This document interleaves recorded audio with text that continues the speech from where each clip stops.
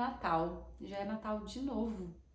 E essa época vem acompanhada com um mix de sentimentos, assim, quase que no ar. Parece que é quase que um sentimento coletivo, né? Todo mundo fica mais alegre, mais prestativo, também tem um pouco da coisa da nostalgia, um cheirinho de casa, um gostinho de casa, aquela alegria de família reunida, a gente brincando, conversa alta, sorrisos, enfim. É uma data que traz muitos sentimentos positivos para muita gente e eu sei que não é assim para todo mundo.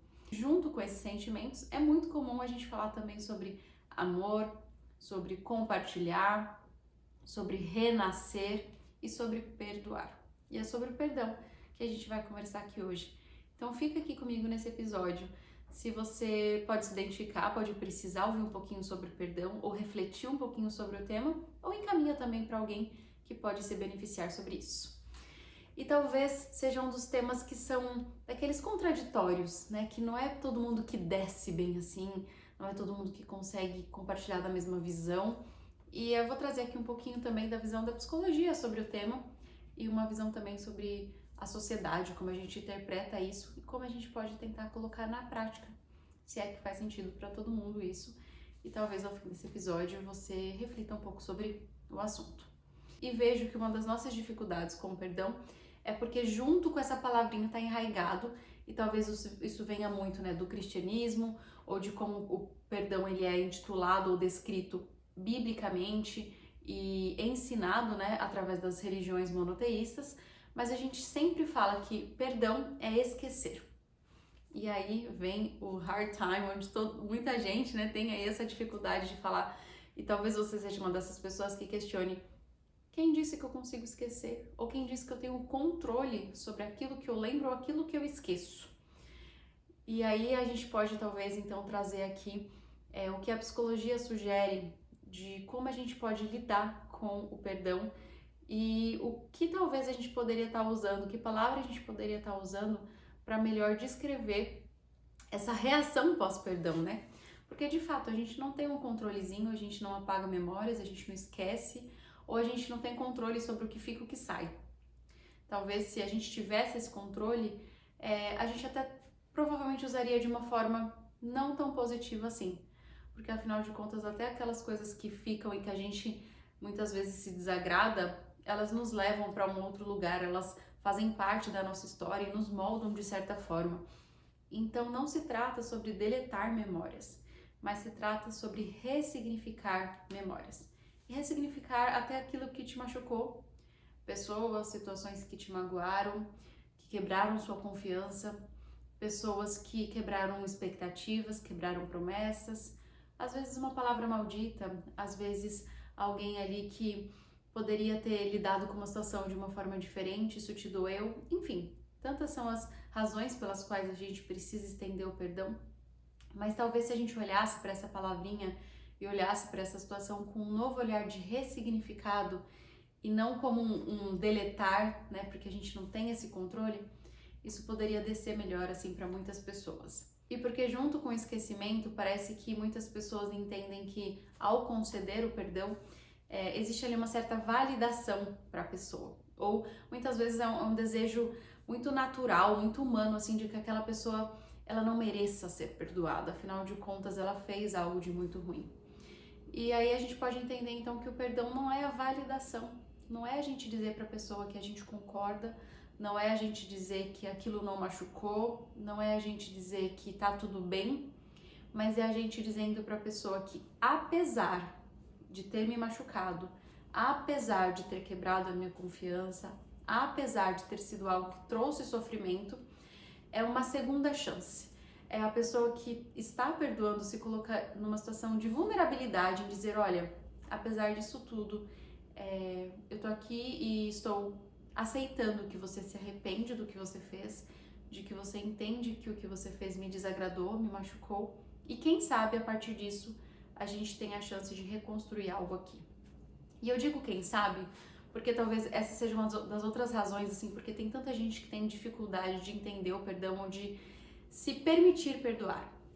Quando a gente fala sobre se permitir perdoar, é muito mais sobre você, a pessoa a quem está concedendo, né, o perdão, de talvez liberar ali um espaço onde existe mágoa, onde existe dor, onde existe sofrimento, onde às vezes existe raiva, existe rancor, existem tantas coisas ali, mas aquele espaço está sendo ocupado e muitas vezes está corroendo a pessoa ali que sente isso, né? Então, se permitir ressignificar, muitas vezes não é pelo outro, é também pela liberdade de desocupar esse espaço para permitir então que outras coisas ocupem, talvez outras memórias, outras lembranças, se criar então novas experiências, ao invés de estar usando aquele espaço, aquela energia mental, literalmente, para se manter num ciclo de sofrimento. E com isso, talvez a chance dessa pessoa retomar ali algum tipo de relacionamento, né?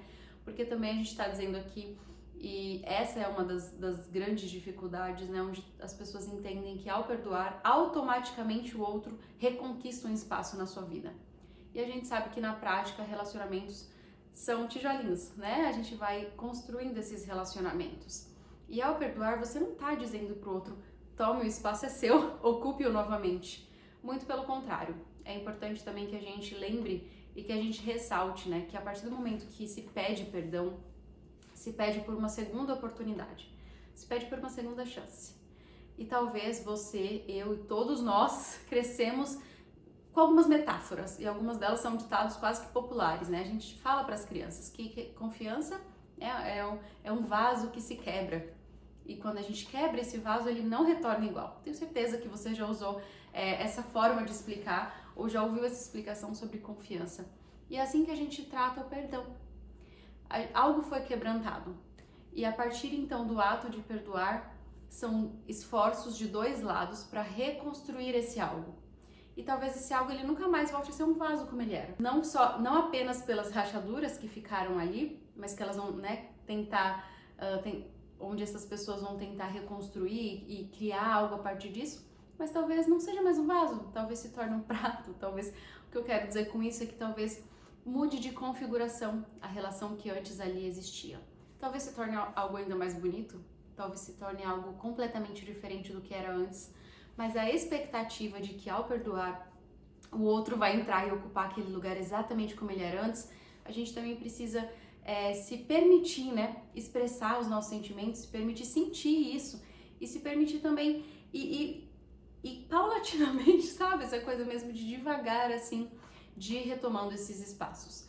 Não é realmente simples e fácil para que essas relações sejam reconstruídas e exige realmente um esforço dos dois lados ali. E pode existir alguma situação onde houve o perdão e as pessoas ainda assim prefiram dizer aquela relação, infelizmente, ela não vai conseguir retomar como ela era. Talvez exista respeito, talvez exista um coleguismo e isso também faz parte. A gente precisa também entender e aceitar que as pessoas têm limites diferentes, que as pessoas se machucam e se protegem de formas diferentes. E muitas vezes o fato de perdoar é este. Então, eu te perdoo e a gente vai manter então, né, uma questão mais amigável ali, mas aquela relação ela já não vai continuar existindo como. E talvez esse seja o máximo. E talvez seja uma questão de tempo. A gente precisa tanto aprender a respeitar os nossos ciclos, o nosso tempo, os nossos limites. E perdoar entra muito também nessa questão do autoconhecimento, né, de você entender o quanto você está disposto a andar uns passinhos a mais para que essa pessoa também ande na sua direção. Precisa ser algo realmente ali construído. Esses dias eu estava pensando muito sobre o assunto para trazer aqui para vocês. E eu comecei a ler, ouvir, tentar recapitular algumas coisas, tentar entrar em contato com como eu me sinto em relação a isso para poder trazer aqui para vocês de uma forma até mais sensível mesmo. E aí eu vi uma frase que eu falei, caramba, nossa, faz sentido. Perdoar também é um momento onde a gente coloca aqui quase uma pedra ali, onde a gente encerra um ciclo de um sentimento muito, muito doído, onde a gente encerra um ciclo de esperar de que algo deveria ter sido diferente. Porque muitas vezes é isso que a gente faz, né? Enquanto a gente alimenta essa dor, esse sofrimento, ainda existe uma expectativa, um sofrimento por algo que não vai poder ser mudado e que a gente gostaria que tivesse sido diferente. Gostaria que aquela pessoa não tivesse feito isso. E muitas vezes o sofrimento está justamente nessa expectativa irreal de algo que já passou, na expectativa irreal de uma pessoa que já nos frustrou, que já quebrou a nossa confiança. e a gente fica alimentando algo que a gente nem tem mais controle, talvez a gente nunca nem tenha tido, que é a atitude do outro. E quando a gente perdoa, é a gente encerrar esse ciclo e a gente fala, eu queria que tivesse sido diferente, mas não foi. E o que eu vou fazer com o que não foi? Como a gente vai lidar com a vida como ela é, com os fatos como eles são? Você me machucou e o que a gente pode fazer com isso agora? Então, quando a gente perdoa, a gente não está validando, eu quero reforçar isso aqui, a gente não está concordando, a gente está aceitando que apesar de, existe um pós. E aí é no pós onde a gente vai colocar a nossa energia. E por quê? Para que fazer isso? A psicologia fala que existe algum benefício, isso é unicamente uma visão talvez cristã, isso é uma construção da sociedade, de onde vem isso? E para sua surpresa, ou talvez nem tanto, a psicologia fala que existem sim benefícios. E não só benefícios emocionais, como talvez sejam os mais óbvios da gente pensar, mas existem até estudos que mostram que existem benefícios físicos, como por exemplo, melhora no sono, melhora na imunidade, eu achei isso tão incrível, na imunidade, melhora no sistema cardiovascular, porque vai estar muito ligado às doenças relacionadas ao estresse, né? E por que o estresse? Faz muito sentido a gente entender como funciona o nosso cérebro, a gente fica relembrando uma situação, quando a gente fica revivendo, a gente fica alimentando isso, toda vez que a gente fala sobre o assunto, que a gente pensa sobre isso, a gente coloca o nosso cérebro a reviver essa memória. E o nosso cérebro, por mais inteligente que ele seja, uma das formas dele ler isso, ele revive esse sentimento. E toda vez que ele revive esse sentimento, ele vai se estressar, né? Então é aquela coisa, eu recentemente falei isso sobre como os nossos sentimentos mudam realmente o nosso funcionamento, né? E aí a gente tá ali mandando essa mensagem para ele ficar em alerta. Ou seja, as doenças que são relacionadas ao estresse, a esse estado de permanência em alerta, eles podem ser diminuídos a partir do momento que a gente ressignifica essa experiência, que a gente ressignifica. Lembra que eu comecei falando isso, né? A gente vai mudar a forma que a gente olha, a gente vai colocar numa caixinha onde a gente aceita que isso já aconteceu. A gente não aceita a situação porque a gente concorda com ela. A gente aceita que isso já aconteceu e a partir de agora a gente vai olhar diferente para essa situação. Então esses benefícios, eles são de fato físicos. E aí tem aqueles benefícios emocionais também, né, que vão estar ligados talvez a uma questão de autoestima, de entender que você teve o controle ali da sua vida, das suas decisões, talvez de você se enxergar como alguém mais maduro emocionalmente, que consegue ser mais resiliente, né? Então a resiliência ajuda a nossa autoestima, porque quanto mais a gente consegue realizar, mais a gente consegue passar por dificuldades e mais capaz a gente se vê de enfrentar outras situações. Então a psicologia diz que existem sim benefícios. Mas a psicologia não tá aqui para dizer que isso é fácil, eu não tô aqui para dizer para você que perdoar realmente é algo trivial. Não é, exige um esforço, como a gente falou aqui anteriormente. Mas existe um outro ponto que eu quero abordar aqui. Talvez seja você a pessoa a pedir perdão. E esse é um outro lugar muito difícil de se estar. E eu tenho certeza que se você não está nesse lugar hoje, pode ser que você esteja ou pode ser que você já esteve. Isso é uma coisa que eu queria relembrar aqui pra gente. Pessoas boas também cometem erros. E é por isso que a gente precisa repensar tanto e se colocar nesse lugar também de estender o perdão. Porque às vezes nós somos a pessoa do outro lado a pedir perdão, porque nós falhamos e nós falhamos com as pessoas que a gente ama. A gente toma decisões equivocadas, a gente quebra a confiança das pessoas, infelizmente, a gente se coloca em decisões questionáveis e muitas vezes somos nós a pessoa a estar lá dizendo: me desculpe, estou aqui para dizer que eu valorizo a nossa relação e que eu errei. E que você tem o direito de não me aceitar agora. Você tem o direito de talvez não aceitar o meu perdão. Mas eu quero te pedir, quero dizer que eu reconheço que eu errei. E o perdão é isso, é o reconhecimento, né? Quando a gente se coloca nessa situação de vulnerabilidade a ponto de admitir que nós tomamos uma decisão que infelizmente feriu o outro. E aí onde entra o nosso papel de reconquistar essa relação. Eu fiz a comparação com o vaso, né? Então, quando nós estamos desse outro lado, é a gente andando essa milha de dizer o quanto estamos dispostos a fazer o possível para restaurar essa relação. E talvez exista um outro perdão aqui, e talvez seja esse o que a gente menos se dá conta, o que a gente menos reflita sobre. E talvez nessa época você precise olhar para você mesmo e se perdoar por decisões que você tomou e que tomaram consequências que você não esperava e que você sofreu com essas consequências. talvez se perdoar por ter criado expectativas que não foram cumpridas, talvez se perdoar por limites que você deveria ter colocado e não colocou, talvez se perdoar por ter frustrado, machucado pessoas e com isso perdido relações que você amava, que você se importava. É hora também da gente olhar para nós mesmos, talvez com um pouco mais de autocompaixão e autorresponsabilidade. Essas duas coisas, elas precisam andar juntas. Autocompaixão e entender que nós somos falhos, e autorresponsabilidade para a gente olhar para os nossos erros e conseguir ter a maturidade de entender que se a gente se importa de fato com as pessoas, com nós mesmos, com os demais, a gente precisa de uma mudança de atitude.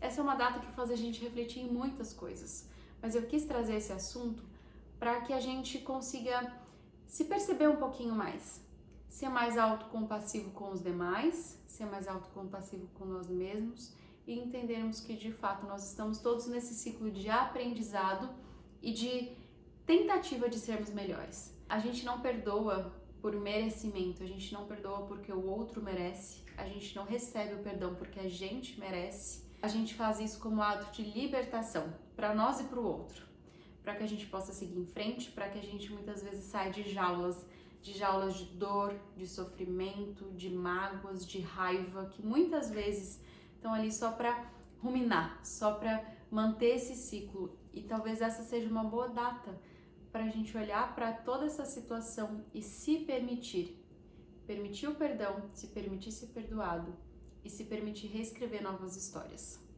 Eu espero que esse episódio tenha te tocado de alguma forma, tenha feito sentido e a gente se encontra por aqui. Tchauzinho!